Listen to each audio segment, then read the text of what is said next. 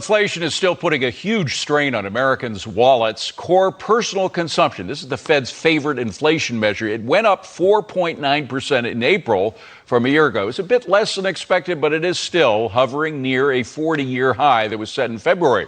This coming as the Congressional Budget Office reports while revenues are booming, government spending is rising much faster. Here to talk about it all is Russ Vought, former OMB director and president of the Center for Renewing America. Russ, great to see you. Thank you for being here. This week, we also saw, by the way, a downward revision in the first quarter GDP loss. It was down, turned out it was down 1.5%, greater than we thought originally, and inflation is still up. So we may not be in a recession yet, but is it still fair to call this stagflation, what we're in right now?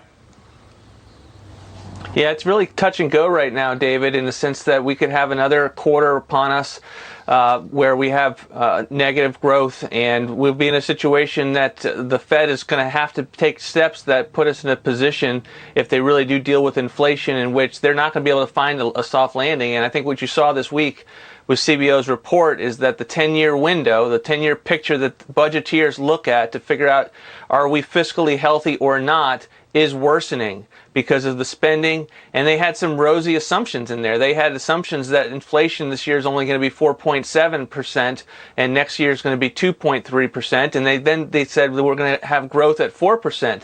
And think about what that will do to an already worsening picture. So we're in a real rocky place right now. And you know, you had Jim Bullard come out last week and say that he saw a Fed funds rate at about 3.5% at the end of the year. A lot of people say it should be much higher than that if you really want to kill inflation. But 3.5% means an extra 2.5% payment on our debt. So just the payment of the debt will go up enormously if you have a 2 full percentage point increase, right? Yeah, no question. These have a ripple effect everywhere they go in terms of the economy.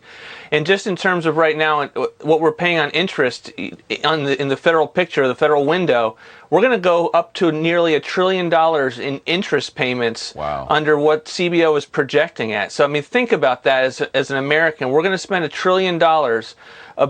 Think of what we could be doing with that, except that's going to be going to service our debt. So some serious money as a result of the fiscal irresponsibility that we've seen in this country. You know, we still have, at least in looking backwards, we have that 11.5 million unfilled job figure, which is extraordinary. And usually that's good news when you have a lot more jobs and people looking for jobs. Does that give us a little bit of a cushion? I mean, we know that they could dry up very quickly if, in fact, we have a recession and companies who are now looking for workers go out of business. So it could dry up, but for the moment, does that give us a little cushion? It might. It certainly might, David. I am continually concerned about the incentives that we have put in place in this country as a result of the social safety net that is now so large that it's really a hammock in keeping people from making the decisions that are necessary to get back into the labor force. So I'm worried about that. I don't think that there are certain things that have certainly gone away under COVID, but I think the extent to which COVID put people in an environment where they could take the lay of the land as to the benefit structures that were available to them. Yes. And permanently change people's approach to work. That's what I'm most worried about, particularly as we are headed into continued rocky road on the economy. Well, Russ, you know who talked about that, but with a slightly different take, was Elon Musk. He sent out a very interesting tweet about a recession. What happens if we go into recession? He's looking on the brightest side of that possibility. He says, yes, this is actually a good thing. It has been raining money on fools for too long. Some bankruptcies need to happen. Also, all the COVID stay-at-home stuff has tricked people into thinking that you don't actually need to work hard. Rude awakening inbound. What do you think? Yeah, I definitely appreciate the point that he's making. I mean, I think my blue collar background with the son and brother of an electrical worker, and having experienced what recessions are like, and what this could look like 6 months from now, 7 months, as the Fed really has to take action to deal with the very real inflation in people's life and what that can lead to from an economic standpoint and the loss of jobs.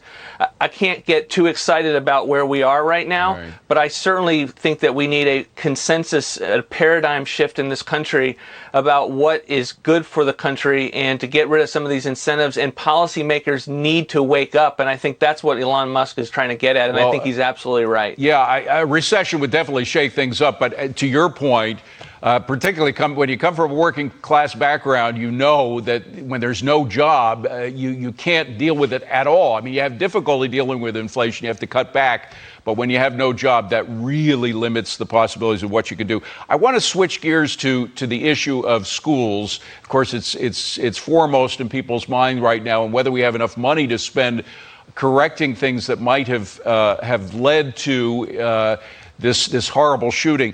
We spent about $200 billion on K-12 education through the various COVID bills, the 3 COVID bills. We spent more on K-12 than the last one that was put out by the Biden administration.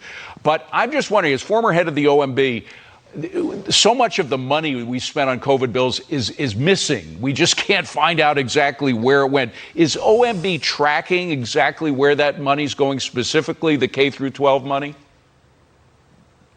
They certainly should be, and I think that's a perfect request of the Office of Managed Budget, is to get a sense of what on an ongoing basis with Treasury is left in these accounts, and to get a sense. I mean, we threw so much money at the schools and localities during COVID, and none of it was necessary. And so that there is certainly there should be a lot of money left over, and I think it would be a very useful analysis to be able to assess what could be used there to divert to hardening our schools and ensuring that they have the security to be able to ensure that this never happens again in this country. How do I find out? I mean, you were at OMB. Direct me to where to go to find out who's tracking the money and whether or not enough is left over so it could be repurposed for hardening our school safety. This is the kind of thing where it's not just sitting there on a website, but it can be produced if Congress and the public are interested in it. Yeah. And we will go forward and we'll make requests to do it. If Congress does it, I think it'll be a little bit more of an analysis that is not ignored. But right. We will be looking for that kind of information on an ongoing basis with you, David. But I think it would help if Congress changed hands to the Republican Party, where they'd had subpoena power, which they don't have now, because totally. we need some of that in terms of this spending. Russ Vought, always a pleasure to see you, Russ. Thank you very much for being here. Appreciate it. Well, the markets finished.